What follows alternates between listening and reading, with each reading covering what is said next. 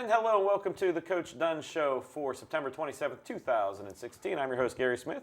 On today's show, we're going to talk to Coach about last week's win at Seton Hill, and then we're going to look back at last year's game against Slippery Rock, and then talk about this coming week's opponent, Slippery Rock, and look all around the PSAC West after the first week of divisional play in conference. And without further ado, we're going to bring on Coach Dunn. Coach, another successful week. Makes shows easier whenever getting the W's. Yeah, it was good. I think our kids played extremely hard, and you know, we were fortunate enough to have some breaks go our way, and it was a good week for Cal football. And it was the first week of divisional play in the West. California came into that game 2-0 with wins over PSAC East opponents Cheney and Millersville. And then on the schedule, the short trip down to Greensburg for first PSAC West game against Seton Hill. A Seton Hill team which came into the game 3-0 and were turning some heads. And as we were talking a little bit off camera, when we got the truck pulled in the same time the team came in, I tell you what, it was all business coming off those buses for you and your team. Yeah, I think our guys were ready to play. We got guys that love to compete and love Saturday football, and I think they were ready to play, and hopefully we can kind of keep that rolling as the weeks go on here in the PSAC West. And talk about rolling, if you looked at the score, 79 the first week, 61 the second week, 59 week 3. I'm a fan of the movie Star Wars, of course, like a lot of people, and there's a line in it that I was kind of thinking about in it, and when they talk about the Death Star being fully operational, what it could do, and I think we're finally seeing with your offense, each week the tempo is getting faster and faster and just being more and more efficient, as evidenced by Mike Kieran, his 6 touchdown passes on Saturday. Yeah, I think we had some things go our way. Our defense got us great field position. Our defense and special teams. Gary Brown returned the opening kickoff and got us to the plus 30-yard line. Defense got us a short field next. So we're kind of operating on all cylinders early in the game. Mike's doing a great job of managing the game and letting his playmakers make plays. So it was a really good start to Saturday. I think jumping up early really helped us out against Seton Hill, who's a really good team. But as we kind of built that first half lead, it made them more one-dimensional, have to throw the ball, and that kind of plays into what we want. And it was a kind of a different first half than what we've seen, because it was close in for about the first quarter and a half, and there were some great long plays. But it just seemed like your offense. We'll talk about the offense a little bit first before we go defense and special teams, but just plugging along, making conversions, making good decisions. It seemed like if Seton Hill came up to stop the run, you guys passed. If they went, max protect on the pass, I mean, your stable running backs is probably the best stable in the conference, if not the East Coast. Well, we feel good about them. We feel good about our running backs, but I did think Saturday was the first time we really had to drive the football and convert some big third downs. I think we were 7 of 13 on third downs, which we want to be at or above 50%, and that's where we were Saturday. But we made some nice plays on those conversion plays to keep drives going, and that was good to see. That was a good step for our guys. We've been the first 2 weeks a big play offense and getting chunk yards, and Seton Hill was keeping us in front of them a little bit early, and we were able to move the football and kind of take what the defense gave us. And a lot of players got touches, especially in the first half. I mean, obviously Gary Brown had a great game again, a couple of touchdowns, but Luke Smorey, Tom Green, here's stable running backs, tight ends. It seemed like like a Swiss Army knife. Everything was useful. Yeah, I think I said last week on the show that I thought we'd have some more receivers stepping up, and I thought Luke Smorey had his best game of the year. Not that he didn't play well the first 2 weeks, he just didn't have a lot of opportunities. And we had some he had some opportunities Saturday and made the best of them. I think he had 2 long touchdown catches. Tom Green is very, very consistent on the other side, and if folks want to roll coverage to Gary Brown, then Tom's doing a tremendous job. Caught a 40 or 50-yard ball out of the end zone, which was a big play for us to dig it out and change field position. So really happy with our wide receivers. I think Jordan Dandridge had a couple catches Saturday, which was nice to see. Paul Butler got a touchdown. So, the more guys that step up and the more playmakers we have, obviously we're harder to defend. And I talked to Paul Butler, our tight end, about catching more balls. I said, you got to talk to Mike Keir. And Mike Keir's the one throwing them. So, but I was really happy with our production from all our skill players. And on the defensive side, Seton Hill coming into that game, known for their passing attack. I believe their quarterback was probably 1, 2, or 3 in the PSAC in passing. And it seemed like your defense had him on the run from as soon as the whistle blew on Saturday. A couple turnovers on sacks. I think your team had 5 or 6 sacks. as a defense and never really gave up anything. Like I said, he was running from the get-go. Yeah, and that was our plan going in. Our defensive staff, Coach Craig and those guys did a great job. Their plan was to stop the run and make them one-dimensional and then put pressure on them.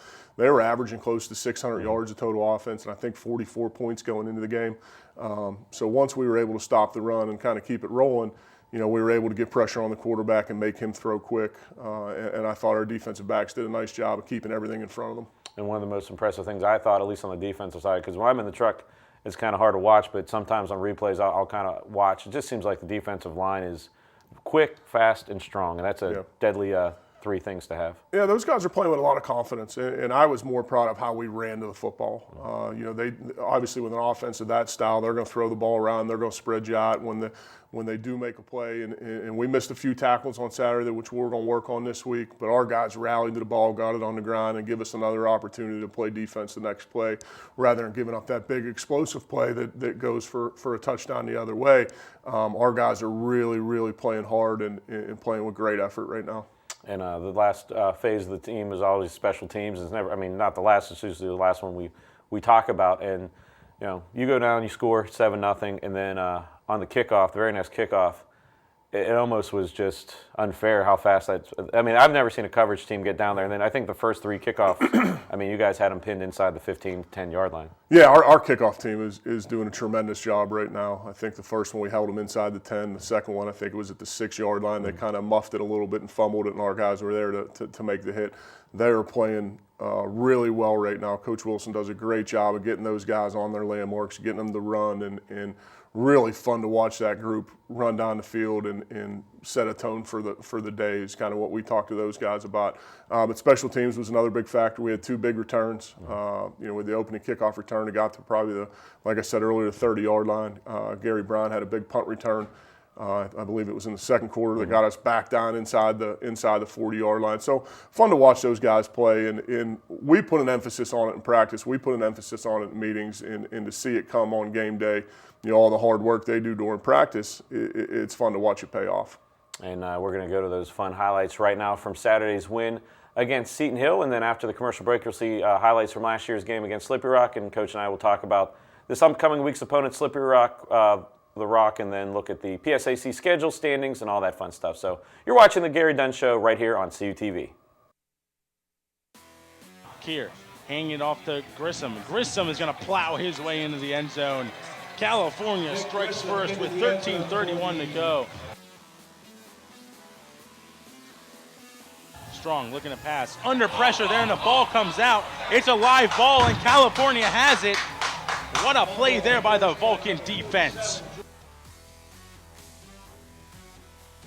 A fade route here, and that one is complete to Gary Brown. That is a touchdown for California. That kick is up, and with plenty of room is good. So California leading 17-0. As California sends people there, the punt is away. And this is going to be returned by Gary Brown. And he's going to go backfield, try to cut it around. Gary Brown has some blockers here, and he has one man to beat. He hurdles a man here. Gary Brown finally gets taken out of bounds at the 30-yard line. Keir handing it off to Grissom. Grissom trying to plow through the end zone, and he has it, I believe. He does. That's a touchdown for California.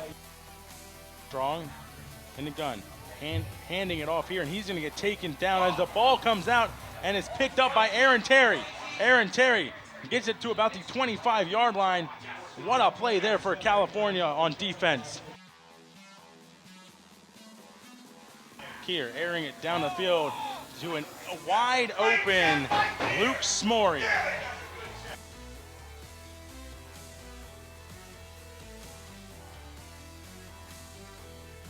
A shovel pass there to a wide open Jalen Bell, and that is going to be a touchdown for California. Looking to pass into the end zone. It is complete to Gary Brown for another California touchdown. Strong looking to pass. Going into the end zone. Wide open is number 7, Norman Darden, and this is the first time California has let a touchdown happen since last season. Kier, play action. Looking into the end zone. It is going to be complete there. And to the tight end who just checked in, Paul Butler. Kier looking to pass. As it's a nice pass and a touchdown there for Luke Smory.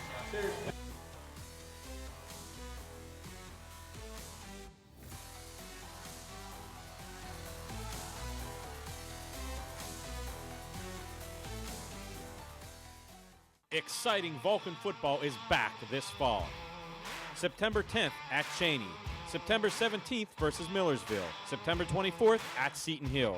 October 1st versus Slippery Rock. October 8th versus Indiana. October 15th at Clarion. October 22nd versus Gannon. October 29th at Mercyhurst. November 5th versus Edinburgh. November 12th versus East Stroudsburg. Catch all the action on CUTV and WCAL. CUTV's High School Football Game of the Week. Springdale at Jeff Morgan. Avella at California. Bell Vernon at Ringgold. Greensburg Central Catholic at Charleroi. Waynesburg at Southmoreland. Baldwin at Connellsville. Beth Center at Brownsville. Fraser at Bentwood. Bishop Canavan at Carmichaels. The longest running high school coverage in southwestern PA is on CUTV. CUTV News Center is California University of Pennsylvania's award-winning student television newscast. Your source for live, local, late-breaking news. Forecasts from the CalU Weather Center. The region's latest entertainment news. Vulcan sports highlights and regional scoreboards. With television news coverage you can't get anywhere else. Watch it live Thursdays on CUTV and on demand. CUTV News Center. Online all the time.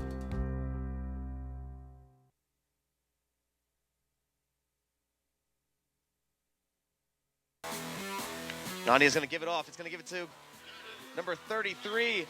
Is into the end zone for Slippery Rock. That is a touchdown. Harris handing it off to Franklin again. He goes up the middle and he falls into the end zone. And the Vulcans answer with their own touchdown.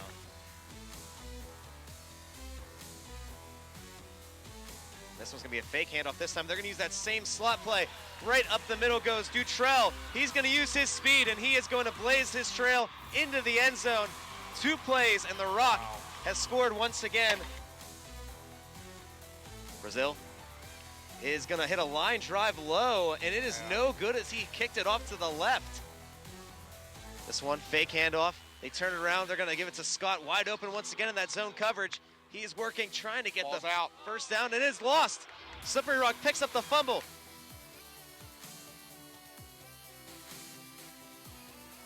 Here's Nania going to fake the handoff. He's going to throw it over to his side. It is picked off by the Vulcans right there. That is Aaron Terry.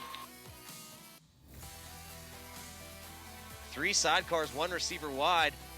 Nania's going to keep the ball. Rolling over towards the corner. He falls forward, and they're going to say he is in for the touchdown. Nania going to have some pressure. He's going to get flushed out of the backfield. Throws it towards the end zone, and it is caught by Ray. And just like that, again, the Rock on the board. And Harris back to pass. The pressure is on. Goes deep down the field to Brown. It is going to be intercepted by Slippery Rock. Back to pass. They throw over, and it is intercepted once again by the Rock. This one is Howard, Titus Howard. Harris back to pass. The pressure is there. He is hit again, and he throws yet another interception on that one. Titus Howard making his 2nd pick of the game, but the ball came out. Yeah. Wow, it's a data break. Now that'll be 2nd down. Nania keeps it after faking the handoff, and he falls in forward, and he is going to get the next touchdown for Slippery Rock. 2nd down, they're going to give it to Durden, and he is going to fall forward for the touchdown. And this one is blocked by the Vulcans. They're trying to pick it up. They get it. They're going to continue to run it down the field. And look at this. The Vulcans get a positive point in this one. That one was returned by Jordan Bowman. He blocked it again. And another blocked punt for the Vulcans. It is picked up. He can't take it to the end zone. little bit of a bobbled snap right there. They still get it to Wheeler. He finds the open hole. He cuts over to the other side, and there it is, Matt. He is going to run into the end zone. And this time they hand it off. Durden escapes a tackle, keeps rolling, and he is going to get into the corner of the end zone.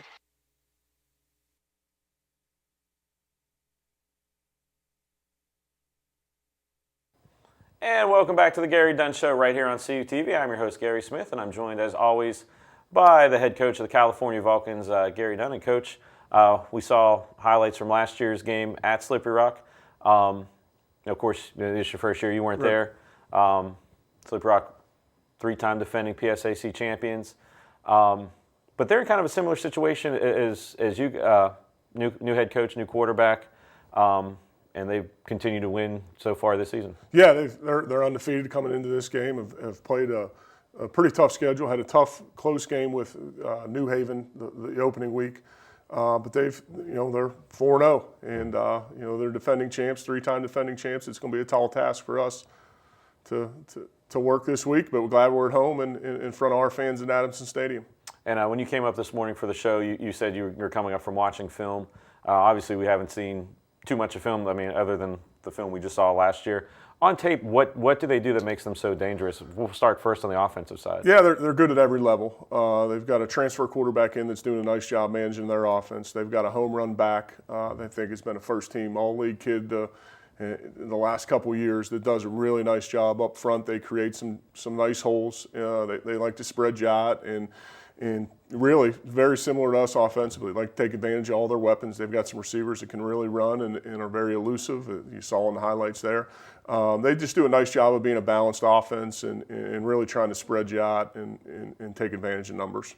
So you're saying Saturday, don't blink, because with two offenses like that, it's going to be high-octane football? Well, I think the key Saturday is going to be we have two pretty good defenses too. If your next question is probably about Slippery Rock's defense. Is they're good on every level. They've got a young man at defensive end, again, that's been a 2 or 3-time all-league guy. I think he leads the league in sacks, or led the league in sacks last year, and he's on the same pace this year. They've got quality linebackers. They got a transfer linebacker in that's doing a really nice job, and really impressed with their secondary. They got 2 corners that they like to lock up on receivers, and their safeties are very active and can run. So it's going to be a big defensive game as well, because I think you got 2 defenses that are both really, really good. And how important is a game like this at home? I mean, obviously it's our 4th game of the year, 2nd home game, but it's a key PSAC West. I mean, every game right from now on in is going to be a key divisional matchup, but a game against a team that, has the pedigree, and Slippery Rock, 3 times straight conference champions. I know they made a pretty good run in the playoffs last year. How important is it to have that home support? Yeah, we're excited. We hope we get a big crowd at Adamson Stadium. Going to be a nice day. He was just giving me an update on the weather, so hopefully we'll get a lot of fans out, a lot of students out, and make it a really fun college football atmosphere. They are the defending 3-time PSAC champs, coming in undefeated. I think they're ranked 9th in the country right now. So it's a big game because it's the next one. That's what we tell our guys. We're a one-game focus. Last week we were completely focused on Seton Hill. This week it's all about Slippery Rock, and excited to be playing at home again, and hopefully we'll get a great turnout. We need your support. Come on out and wear your red and black. I think it's a code red game, so we can get everybody to wear red. We'd appreciate it, but we need your support. And we didn't even touch on that. You mentioned Slippery Rock coming into the game ranked 9th. Your team, California, broke into the top 25, 24th. So it's a top 25 matchup. And really, if you're looking across the country at D2 games, this is probably one of the highlight ones across the country, because it's a key conference, regional, and national game. Yeah, it's. I didn't even know we were ranked in the top 25. Thanks for letting me know that. Let's not tell our players that. But it is. Every game in the PSAC West is a big game, week to week. I think last week, I think we talked about there was 5 or 6 undefeated teams, and obviously we played some games to chop that number down. But every week, anybody in this league can beat anybody, and obviously Slippery Rock's the favorite. They're the 3-time defending champ, as I keep saying, to hopefully remind my guys. But they're the favorite coming in, and we're going to have to play a heck of a ball game. And that's a great segue to look at what happened in the PSAC this past weekend, to kind of put a bow on this past weekend and look ahead to this weekend. IUP traveling up to Edinburgh, defeating Edinburgh, who was previously undefeated this year, and having a nice little turnaround, because they've had a rough couple of years up there, 56-28. Clarion nipping Mercyhurst 35-34, in a game that when I was reading, I guess that was a pretty exciting contest that came down to the wire.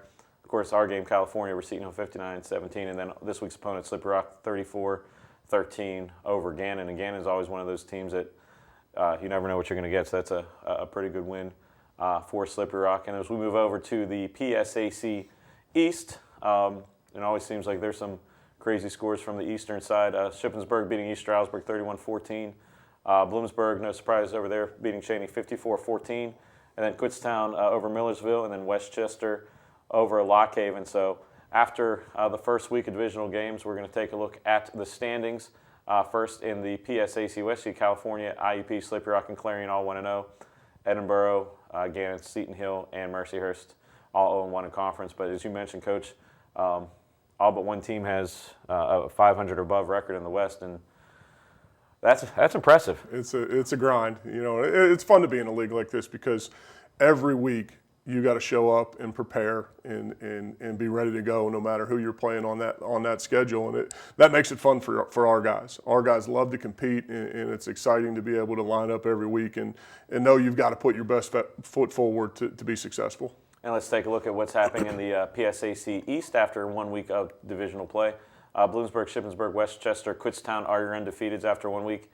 East Stroudsburg, Cheney, Millersville, Lock Haven are 0-1. And Bloomsburg and Shippensburg both are 3-1. So they're probably right now the cream of the crop right now. But there's a lot of football left to be played. Now let's take a look at the overall PSAC schedule for this coming weekend, Week 5. Can't believe that there's a October 1st up there as we're already into fall, as fall started last week. So there are a lot of good games up there. Mercyhurst, Gannon, that's always a war. There's been a couple times the last couple years that either Mercyhurst or Gannon has been poised to make a run, and they've been upset. And then obviously looking down the line, I can't see if there's any other ones. Yeah, absolutely. Good list of games. Rivalry game there with Mercyhurst and Gannon. You know, on the other side, you got a big game with Westchester and Kutztown. So it's a fun league, and it's good to see that all these teams playing well and battling against each other. It's going to be an interesting week in the PSAC. And we have a couple more minutes, coaches. As we said, we're in October now. How has the first month or so been? Has it been what you expected coming in as a head coach coming back to campus with the players, or is it still kind of in that new car phase? No, it's been great. I think our guys are learning how we want to practice. Really pleased with our effort. We were out on the field last night and really pleased with our effort and our attention to detail. But it's been about what I expected. Football's football, and our guys love to compete. I think we're doing a good job in the meeting rooms, being ready to go with coaching points that we have for them each week. And it's been exciting, and it's been a joy, and just happy to be at home this weekend. And it's going to be a great weekend. And like Coach said earlier, try and get out to Adamson Stadium, 1 o'clock. It's going to be a big-time college football day. You might have saw Coach running across campus to get here earlier. That was a little publicity, trying to get people out to the game. Like I said, there it is, October 1st, 1 o'clock. Get there early. Like I said, I was looking at the weather. I think it's going to clear up. It might be a perfect day for college football, about 70 degrees, no humidity. If you can't make it, if you're out of the country or out of the state, you can keep up many different ways. You can watch the live CUTV broadcast this week. Since we're at home, we'll be on calvulcans.com/watch, or you can listen into our WCAL radio broadcast online only. And also, Matt Keifer and his staff does a great job of live tweeting and having live stats. But like I said, try and get out there, wear your red, because Coach Dunn and his team, you know, we've been seeing a lot of support on the road at Cheney on the road, and then last week at Seton Hill and Greensburg. You know, I came out of the truck at halftime and I looked up, and there was probably almost as many red and black in that crowd as there was maroon and gold. Had a nice crowd over there. You know, the two-sided stadium, so our fans were on our side. It was great to see that. We had some students make the short trip up, and you know, I think it's great. And hopefully, students, we need your help this week. You know, come on out. It should be great weather for tailgating for everybody. Got a nice atmosphere up there, and doing some promotions and some giveaways. And hopefully we'll get a great crowd to come out and support us and watch a great college football game against two pretty good teams going at it. Once again, that game is Saturday, 1 o'clock. Can't preach it enough. Get your red out. Come on out. It's going to be a great game. Two top 25 teams having at it in a pretty old rivalry game, because they've been knocking heads for about 75, 80 years now. So, Coach, good luck this Saturday, and thanks, sir. We'll see you next week. And like I said, hope to see a lot of fans up at Adamson Stadium. You've been watching The Gary Dunn Show right here on CUTV, and we'll see you next week.